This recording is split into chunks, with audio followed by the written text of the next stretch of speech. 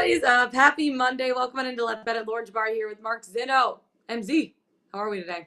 Start of the week. Oh, we are fantastic. I don't have any cases of the Mondays, so Nope. I am Monday free and happy. Well, you love to see that. Happy Monday, Yes. guys. Monday's still fun day, as our friend Jim Monis would say. We got a lot to talk about today. I want to start the show off with about an hour ago. We just heard that Nikola Jokic is now officially winning the NBA MVP for the second straight year, back to back. I know a lot of people were voting for Joel Embiid, so it kind of, and this is not to take anything away from Nikola Jokic at all, because it is rightly deserved. He was really, really solid all season long. He helped his team be better. But I feel like everyone I hear from, especially on shows this morning, like Get Up and etc., even like you guys, everyone that voted for Embiid. How did Jokic win this? Because the nerds are silent. It's a silent group, the nerds. They don't make a lot of noise, but the nerds won. And that's why Nikola Jokic won the MVP, because the nerds and all their nerdery and all their statistics and analytics and stats that say this player is worth X, Y, and Z didn't watch the game with their eyes. They looked at numbers on a computer screen. And so the nerds win and Joel Embiid loses. Okay. How do you think that impacts the 76ers Heat series? Like, does Joel come out with a little bit of extra intensity and, even amp it up even more than he has so far in game 3 and 4? Yeah, I mean, I'd hate to think like he needed this to get the level of intensity up, considering his team was in an 0-2 hole and facing a shot at being eliminated. So from that standpoint, I don't even want to think that this would be extra motivation. But in the back of his mind, he might play just a little bit harder today. Was a no-2 hole, but now the series is tied at 2-2 as Game 5 heads back to Miami. That's going to be interesting. We actually have Scal on the show a little bit later today to talk about NBA, what we've seen, what we're seeing, what he expects to go on in the 2 games tonight, and then heading into Game 5 in Miami. Before that, we're hitting our MLB segment with Better Up, NRFIs, and YRFIs, and then we have some NHL Ice Picks and our best bets of the day and the Pickswise 3-star play of the day. So let's get into it. Let's bet it. Zeno, you've been on fire with your NRFIs at this point. YRFIs and NRFIs. Yes runs first inning, no runs first inning for people who haven't been watching our show every single day. We talk about it every single day. NRFIs yesterday went 11-4, and they're now 212 and 210 on the season. If you bet all NRFIs so far, you're down 38.12 units. Now, the Rockies are the only team in the entire MLB with a YRFI win percentage of over 52%. That's still down units. So they're 57.1% to the YRFI, but down 1.91 units. It's actually pretty incredible. Do you have any NRFI bets today? Because truly, you've been on fire. Yeah, just a couple to look at. And I'll reiterate again, I feel like it bears worth repeating about the price you're going to pay and setting a limit. So the first one I'm going to give you is not one I'm going to play, but I am uber confident that it's going to hit, and I'm just not going to pay that price in the juice. But Colorado and San Francisco. The game is in San Fran. Now, Austin Gomber is starting for Colorado. He's yet to give up a run in the first inning this season, despite the fact what his numbers look like. He's been deceptively good out to start. San Francisco, also a team that is very good at not allowing runs in the first inning, which is why it's minus 154 is what you're paying on the juice. I don't recommend paying it, but I feel very confident that this would come in. I talk repeatedly about just setting a limit and not overpaying for the juice because it's not worth it. But if you feel like you want to dip your toe in the NRFI pool and you're willing to pay a little bit extra to do so, that's why this is so high. This is one that should hit very well. Another one I'm really liking today at a much better price, Yankees and Texas Rangers finishing up their rain-soaked series from the weekend. The Yankees are a team that is not scoring in the first inning, despite the fact that they are one of the highest scoring teams in baseball. Now, Texas is a team that allows a lot of runs in the first inning, but doesn't score many. You get Nestor Cortez on the mound for the Yankees, a big strikeout guy to take care of that Texas lineup. The Yankees should do their part to not score here. A sluggish series as these teams get their legs underneath them after a doubleheader yesterday at minus 115. We'll get no runs in the first inning between the Yankees and Texas. It actually is pretty incredible to me that the Yankees are one of the lowest scoring teams in the first inning. Looking at their offensive lineup that they have, come on, it actually is crazy. So I like that bet, and you're only laying 15 cents for it. Why not? Some of these YRFIs, NRFIs are so juiced, like Zeno was saying. So make sure that if you're betting them, the price is right. You're not laying too much money doing it just to win a bet, and get in and out easily. Some of the bets that I'm looking at today, this is not just because I'm in Detroit, from Detroit, it's the Tigers taking on the Oakland A's. I like the A's money line at plus money in this spot at plus 116. Now, Oakland has lost 9 straight games. They're 10-18 on the season. You're like, well, why are you betting the Oakland A's lineup? Well, the A's only gave up 7 runs to the Twins in their last series, but they've had ice cold bats, and that's why they haven't gotten a win. They're averaging right now 3.43 runs per game. They need to find a way to get some hits right now. Now the Tigers aren't great, as we all know. They've lost 5 in a row. They're 8-19 on the season. Their offense is ranked 30th in Major League Baseball. Paul Blackburn's starting for the A's. He has a 3-0 record on the season, 2.22 ERA. His last start against the Rays, he gave up 6 hits, 3 earned runs. Not too bad for Tigers. I always say Pineda, but Pineda, however you say his name. Thank you. I know. I love saying Pinata, though. I want to add the little, Enya over it. I feel like that would be a little bit more. It's called a tilde. Is that what is it called? It's called a tilde. Ronald Acuna's name, a little squiggly line over the end. It's called a tilde. Yes. Yeah. A tilde. I want to add a tilde. But Pineda, he's a 1-1 record, 3.77 ERA. His last start against the Pirates, he went 4.1 innings, gave up 4 hits, 2 runs. The A's are 0-8 in their last 8 games as an underdog, but not today, guys. They're 4-1 in Blackburn's last 5 road starts, and against Tigers' bats struggle all weekend. I think they're going to be able to get the job done. Another bet that I'm actually looking at in this game as well is the under 7 at minus 114, so only laying 14 cents for this. The under is 4-0 in the Tigers' last 4 games at this point. The under is 3-0-2 in the A's last 5 games against a righty. I don't expect the A's to score a ton. The Tigers only scored 6 total runs in their last 4 games combined. And with how ice cold the A's bats have been, I don't expect that to change. So I like the under 7 laying 14 cents. And I like the Oakland A's money line at plus 116. I think they'll get at least a little something going. And the Tigers, even though I'm from Detroit, I want them to be good. They just plain suck at this point. So you know what? Let's make it happen here. And you also have a strikeout prop today.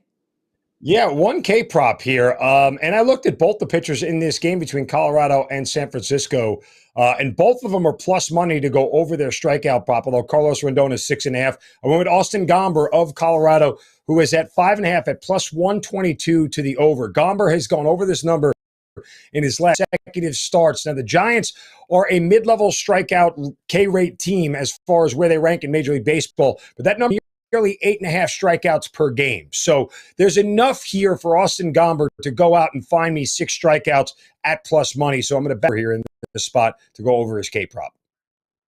Yeah, I really do like that. I feel like Gomber K-props have been pretty at this point. Another game I'm looking at, I haven't necessarily bet yet, is the Rays line. It's the first they're taking on the Angels this year. Rays have won the last 20 of the last 26 meetings against the Angels. Corey Kluber on the bump for Tampa. He's a 1-1 on the season with a 2.36 ERA. Noah Syndergaard is pitching for the Angels after taking a few years off with injury. I think he's 2-1 so far in the season, around a 2.6 ERA. Now, the Rays have been rolling, say that 5 times fast, offensively, minus Sunday's game. So if you take out Sunday's game, they've scored 39 runs over the last 6 games. They have 8 home runs, 13 extra base hits. Now, the Angels have only scored 24 runs in their last 6 games, and they've only slugged 3 doubles. Shohei Ohtani, who everyone expects, the world from, only has 4 hits over the last 8 games total. They need a little bit more from him, but the Rays have gone 20-6, like I was saying, in the last 26 meetings against the Angels. They're 16-3 in their last 19 games at Angel Stadium. So I like the Rays in this spot. I haven't necessarily bet it yet, but I am looking at the Rays money line in this spot. Those are our baseball bets for today. Lots of games on the slate. Good Monday, still fun day. You'd love to see it. Absolutely. No, and I think another team that you want to start putting your eyes on right now is the Chicago White Sox. If you're following the money here, Lauren, they are actually now from a team that, after a slow start went plus money to win their division. They were the odds-on favorite to win it before the season started. Had a slow start. Now they are minus money to win the division again at all but one sports book where they are even money to win it right now. This was after a sweep of the Boston Red Sox in Boston over the weekend, and they've now won 4 or 5 in a row, I think it is, and they're starting to get hot. So they start a 3-game series at home with the Cleveland Guardians. Might be a time to get on the White Sox train. The money line is getting a little bit steep for them to pay today. It's minus 180. So maybe you're looking another way to go. But, this is a team right now that's really starting to get hot and play to form like we thought they would before the season started. Yeah, totally. It's going to be interesting to see how some of these teams kind of, come together throughout the stretch here and heading in. It is crazy. We're already like a month and a half in now to the MLB season. Yeah. A season that's getting closer to the end is the NBA, which 2 great games yesterday. 2 teams that I didn't necessarily expect to win yesterday ended up winning yesterday. I don't know if Scal's ready to come in yet. Jack, let us know when he is. We're bringing in Brian Scalabrine in a second. But Zeno, before we do bring him in, how surprising was it to see Chris Paul foul out, or get his 5th foul basically with 7 minutes still left in the 3rd quarter? I mean, what the Mavs ended up winning. They tied up the series at 2-2. The 76ers ended up winning. They tied up the series at 2-2. Things are getting really interesting here. Yeah, I was surprised again the way Phoenix played. I really felt like Game 3 was sort of the anomaly defensively, but once again, Dallas was able to hold Phoenix to around 100 points. But that's what it's going to take in every game for Dallas to win, Lauren. Like they are not equipped to score 110, 115 on the regular. They just don't have that level and depth of scoring. And if you dive into the box score in this game, once you get past Luka, you're not seeing a bunch of guys who genuinely, put up the numbers that they put up like they did last night in the game against them. You don't usually get 24 from Finney Smith, right? That's not the normal output you're seeing from him, especially when he goes 8 for 12 from 3. I mean, that's just that's an anomaly. If he doesn't have that night, maybe Phoenix ends up winning this thing. I don't think that Dallas is going to win this series. I'm just surprised that Phoenix lost this one. And again, in reality, they held they held Dallas to a 19-point 3rd quarter. And I really thought that's when they were going to turn it on heading into the 4th. But they dug themselves a 12-point hole in the 1st quarter of this game. And so they never really were able to get out of it offensively.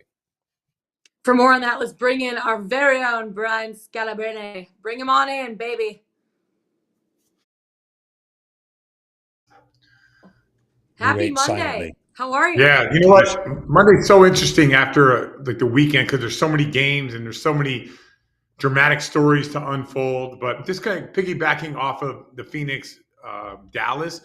No, you're right. Phoenix is a much better team. They match up better with Dallas, but home court and momentum are a big thing. And you could look at the 3rd quarter. You could look at the Chris Paul deal. That game was lost for Phoenix. We didn't know it at the time because we see comebacks all the time. The game was lost in the 1st quarter. They did not have the edge, nor did they play with the energy that it was necessary to win a game on the road. And it's difficult. We're starting to see this.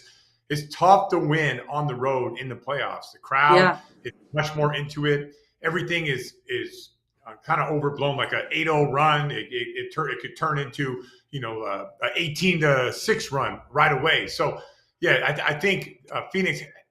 I think they will come back, and obviously at home it'll be different. But they have to have a better mindset to start that game because when you play against a team like the Dallas Mavericks, who are tough defensively, you can't dig yourself a 12-point hole. That's like a 20-point hole with other teams out there.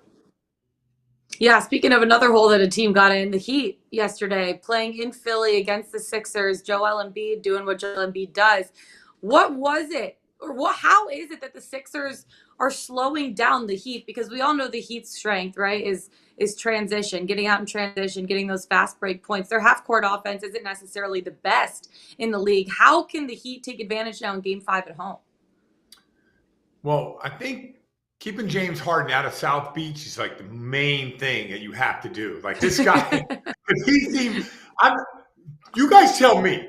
I'm not trying to body shame my man or anything like that, but in Miami, he looked out of shape. In Philly, he looked like he's like ripped, cut up, and ready to go. How is that possible? How is it that 3 days earlier, Magic City, Scal. Magic City. Is it that much? That's all I'm going to say. I don't know. It's a juice cleanse, Scal. Obviously, it's the cleanse. You just do the cleanse and your body drops weight immediately. Yeah, cayenne pepper, a little lemon juice, all in a big jug of water. You don't need anything. It all comes out the other end. You drop pounds quick. Oh my God.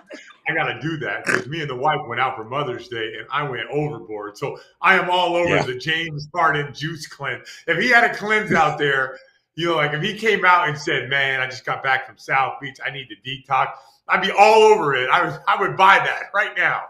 But he looked great. Harden was getting shots. So Miami. What hurt them? Like what sneaky hurt Miami. Which, by the way, I rolled with Miami on this, and I lost big time. So you guys might not want to listen to me right now because I was hot, white hot, until I put like almost all my winnings on the Miami Heat to win that game because they're a better team. But on the sneak, what hurt them, Dwayne Dedmon having the head cold, it kind of hurt them. Like they didn't have another body. Bam Adebayo is 6'9". He's 235 pounds. Like him going against Embiid seems like a losing proposition. They switched a lot of the pick and rolls. So Embiid got it going early, and then James Harden got it going in that second and fourth quarter. So, I feel like Miami is the better team. All signs point to Miami being the better team, but Embiid is a true problem for the Miami Heat because they just don't have the size to match up with him. Guys, the Heat's biggest problem in this series, they led the NBA during the regular season in three-point shooting at just under 38%. They're shooting below 30% from deep in this series. That is their problem.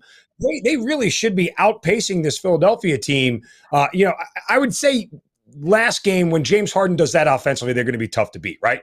But still, that is a big problem for Miami. If they can't get right from deep, they're going to lose this series. So my whole thing is the why, right? Like, I agree. Like, you have to make shots. But why are they – the difference between 1 and 2 and 3 and 4 is Embiid's presence in the paint. When you have a guy that's like Embiid, you don't have to help now. Like when in the NBA, when you help out, you're going to end up giving up a three. You're going to help. You're going to close out. That guy's going to drive. Someone else is going to help. They're going to kick it, extra pass, wide open shot. And there's there's energy to that possession where you're like, okay, this is feeling good. Like the ball's popping and we're playing good basketball. So a lot of times when that happens, guy rises up and he's shooting it with way more confident versus like the one pass shot.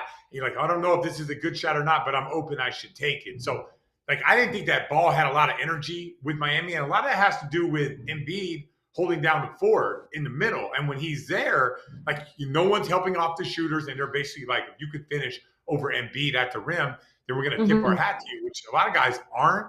So I think it has to do with the energy of the ball and the multiple drives and the multiple attacking. And I can say the same thing about the Celtics versus the Bucks. When they're moving the ball and trying to get Lopez and Bobby Portis and Giannis in rotation, they're good. When those guys are just in the lane waiting for you in that restricted area, the Celtics aren't very good. And Tatum's numbers are affected by all this stuff. But it is hard to be good just pulling up, taking a shot with a guy pursuing you. Like, Lauren, not everybody is Trae Young that has that nasty floater. Yeah. Everyone, that is like one of the most difficult things to stop in all of basketball is when you could shoot that mid-range floater, and not everybody has that shot or is consistent enough on that. And right now, Miami, the only guy that really has that shot is Jimmy Butler, and he had 40 on the night. Speaking of that, you were talking about Jason Tatum for a second. Game 4 going on tonight. Milwaukee leading the series 2-1. What do you expect from the Celtics? Because you've been watching them up and close all season long. How do they even the series here? Does a guy like Jason Tatum just need to show up and show out? So I got like my bets right here, right, with Tatum. Yeah, so I want to hear them. Here's what I like. So I don't know if Tatum is going to hit his over number on the points. I don't. But I'm not too concerned with that. I think it will kind of happen organically or not. But like Tatum forcing the issue against the Bucks to score, forcing the issue to score is not really the way that he's going to have a lot of success. But what makes Tatum so unique is his ability to do it all. Like he could drive and kick.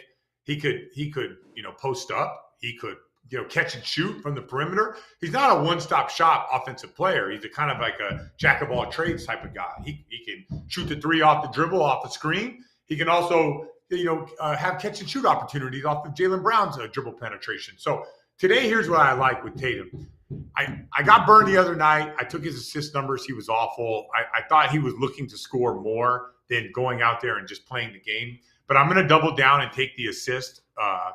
The number is more favorable. I think it's minus 125. But before the game, what I got it at was like minus 190. So now I think the number is still the same. It's 5.5. He has to have 6 assists. I think he gets that tonight. But the odds are better. Another one, I think Tatum gets to double-double tonight. This is my, my long shot bid. It's plus 425 over at DraftKings right now. So at 425, I'm looking at Tatum getting it could be rebounds. It might be assists. He's going to get 10 points. So I'm guessing he has a better game and he focuses on that. So I like that number at plus 425 on the double-double. The total number at 39.5, I do like. And then the assists and rebounds is at 11.5. So that's what I like for Tatum right now.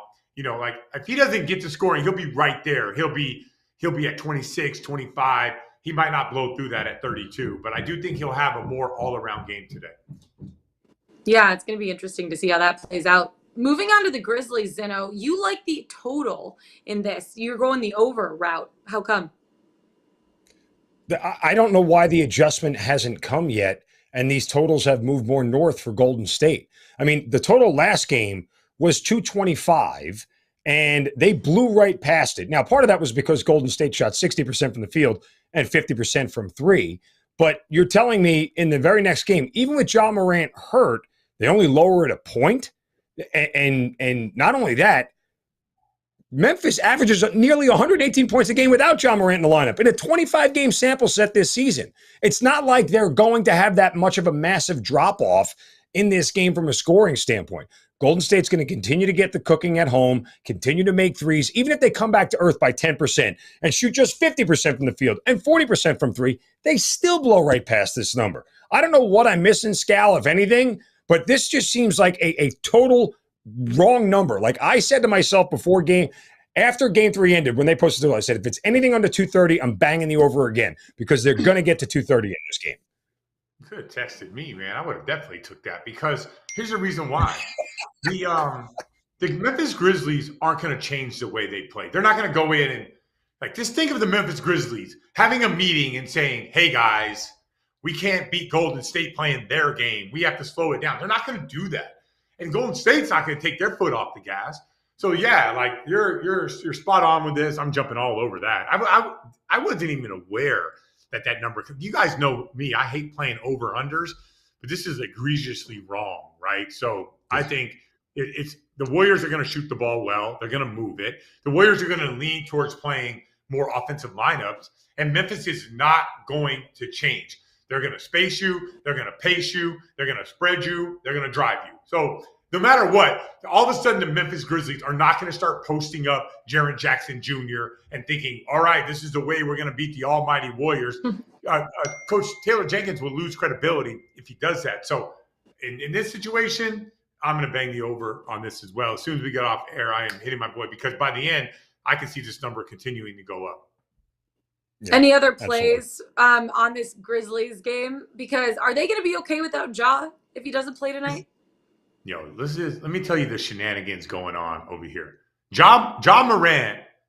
Can I go on a rant for 30 seconds? We have time for me to rant. Of course. Yes, of course. Ja Morant got hurt on that Klay Thompson closeout. But they're using the Jordan Hill grab the knee to get him suspended. Too many shenanigans in this series right now. So I don't like when there's too many shenanigans, but I do like the over. So I'm just going to stick with the over on this one because I don't know what's going to happen. Everyone's going to be on high alert. There'll be some crazy calls early on. You want to run like a Steph Curry, he can get into some foul trouble early. There's a lot of stuff from Draymond Green to Dylan Brooks to now the Ja Morant, Jordan Poole, knee pull. It's all it's too much for me. But I'm definitely banging the over on this. That to me seems like that reminds me of Michael Scott in The Office when he says, I'm not superstitious, just a little stitious. You're like, I don't like too many shenanigans, just a couple nanigans. You know what I mean? I feel like we could go with that.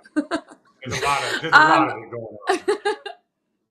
Okay, Nikola Jokic, we just learned about an hour ago that he was named the NBA MVP for the second consecutive year, despite most people that I've heard from or talked to voting for Joel Embiid. Your Yeah, you thoughts got to get on off Twitter. Nikola Jokic winning again? You got to get off Twitter. Twitter is that's evil. That's not so. There's Twitter. There's the Twitterverse and the real verse. We live in the real verse. Yes. And the real verse are like NBA writers who, if Twitter had a vote, it would for sure be Embiid. But Twitter does not have a vote. It's so in the real world of the NBA, Nikola Jokic, his numbers are so astronomically MVP worthy that that's how that's going to go. For whatever reason, maybe because his body fat's 12% or whatever, like he's from Serbia, like Joel Embiid is funny and he used to shout out Rihanna. Whatever the reason that Twitter loves Joel Embiid or NBA players. Like, by the way, NBA players used to stamp that Steph Curry wasn't very good either. And we all know that they're wrong in that situation, right? We've seen how good Steph Curry is. So for whatever reason, most NBA players do not certify or stamp Nikola Jokic. Most nerdy writers who have a vote stamp Nikola Jokic. So that is why the people I'm using air quotes, talk to aren't the people who have votes. You should talk to more people who have votes. Nikola Jokic was going to win the MVP. And you know what hurt Embiid when James Harden got traded there? He didn't play any better, and he actually played a little bit worse, and their team lost games. That is extremely interesting. It really is. And that's what Zeno was saying, too. Zeno, you said the nerds won here, too, right? The nerds with the stats. The nerds won. Yeah, I mean, this was an analytics-driven stat line for Nikola Jokic, comparatively speaking. I just looked at my eyes, Scal, and I saw the way Embiid played, and even to a certain extent, you don't watch Denver, though. All right, what were your eyes telling you when you were watching highlights of Denver? I know my eyes told me when I watched them against Golden State that there was a lot of holes in that Denver team on both ends of the floor. Now, again, you could argue without the Jamal Murray. Michael Porter Jr., Jamal. Okay, so who's dominating the Golden State Warriors with their two of their three best players out? Nobody. I mean, but you're the MVP. You're supposed to be able to dominate everybody. That's kind of what the MVP award denotes. That you can carry your team, that you can elevate your team when you don't have all of your best. No, that's not true. That's not how the MVP works. In the Well, regular season, you're right. That's not how it works. Yeah, I mean, it's. I mean, we can pull up the numbers once again. I'm not a nerd, but Nikola Jokic, when he was playing against the Warriors, when he was out there on the floor, they were like a -2. When he's on the bench, they're like a -30. So, like, I don't know what you play 48 minutes. Like, that's again, what are you asking here? The guy's a dominant force. A dominant force. He just doesn't do it in like a loud way. He does it like with simplicity. So he just breaks you down because he's that good. You ask high basketball IQ players like Draymond Green. Like Draymond Green would stamp Nikola Jokic as the MVP in a second. He's so good at making decisions. He's so good at doing things like he might be one of the best passing players in the league at 7 foot, and he could post you and he could shoot it. He just can't dominate. Like, I mean, if Embiid didn't have James Harden last night, they would have lost that game too. So you got to have somebody else. Bones Highland ain't getting it done. That's just not how it works. So, and it's a regular season award. So I hear what you're saying. Like Embiid I'm not trying to throw shade at Embiid or anything like that. Like he's really good too. And guess what? Giannis is really good too. All those guys are really good. But Nikola Jokic, by the numbers, is the MVP. They're all really good. It's going to be interesting to see how Joel Embiid shows up here in Game 5 in Miami. Scal, thank you so much for coming on. I'm sure we're going to hear from you later in the week. This week, best of luck to your Celtics tonight. Hopefully they tie up the series. Oh, I'm worried. I was just going to let you guys know. More luck to be over in the Grizzlies Golden State game. More luck there. You know what? Just because I'm okay with you because you that over. I am doing it right now. Right now. That is. I don't understand how that number is what it is. I don't understand the betting world, but I know that that's low. I'm out of here. See you guys. And on that note, Scal, peace. See you later. Okay, from the court, let's take it to the ice. Zeno, we're talking a little Glad I got the stamp of NHL post. approval there. No. I know you love to see that. Okay, you're back to the well again. You're usually on your first period overs. You like a first period under today. Yeah, just way too juicy on all. I mean, I looked at your Avs and Preds first for the first period over, but it's around minus 170. Yeah, I'm just way too juicy to go there. Dallas and Calgary, all three of those games have gone under in the first period, so the under is heavily juiced, and I don't trust the offense for Dallas to get me a goal that I need them to, even though that should have been a no goal in game 3 in the first period, but we won't rehash that since I was on the first period under there. But that said, I will go back to the Rangers and Penguins because statistically throughout the year, these are two of the best first period under teams in the league. I know a bunch of goals have been scored in this series. I know Pittsburgh is not with their starting goaltender anymore, and it's sort of gone a little bit awry on both ends.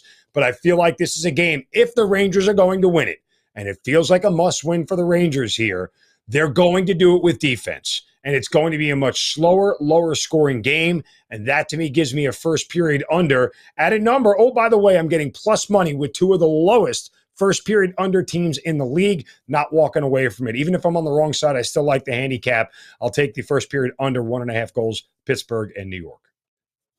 I like it. I really do, actually. I might tail you on that one. I'm looking at 2 bets today. One of them is my best bet of the day. The other one, I'm looking at the Avs Preds. Avs puck line. And I'm getting it at plus money. It's tough with some of these series because some of these games are just so much better, or some of these teams are just so much better than the others. Like the Avs, I think, are the absolute dominant team against the Preds. And seeing the Avs win 2 of these 3 games by 4 and 5 goals, I know one of them, game 2, went into overtime. That wasn't necessarily the Avs in that spot. They ran into a hot goaltender with the Preds, and he saved 48 of 50 shots, which was phenomenal. The Avs have clicked everywhere on the ice, and haven't really been challenged by the Preds, other than having running into Connor Ingram, the hot goaltender, in his first ever postseason start, his 4th ever NHL start.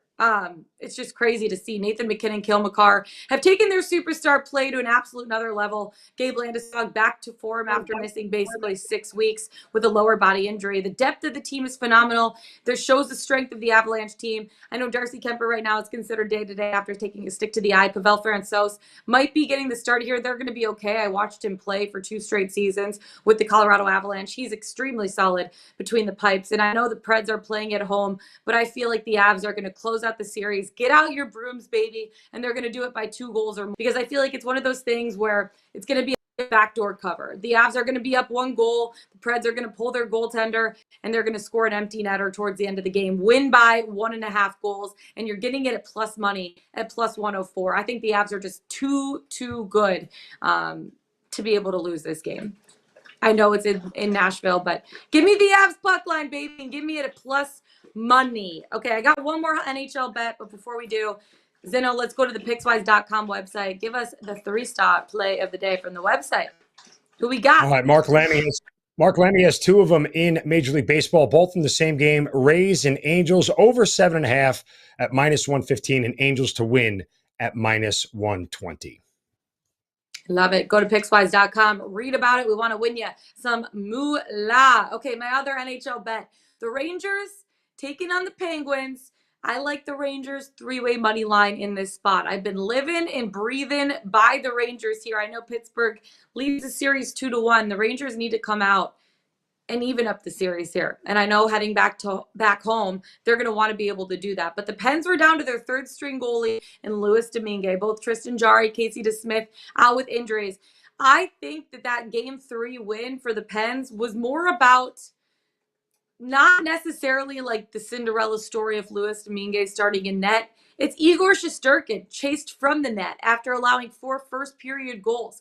This is the number 1 favored Vezina Trophy candidate. He's not playing like himself right now. Maybe it's from playing a career-high 56 games during the regular season, which is wild. He had a 2.07 goals against average during the regular season. In the postseason right now, it's 3.23. It's a goal higher than his regular season goals against average. This just shows me he's tired.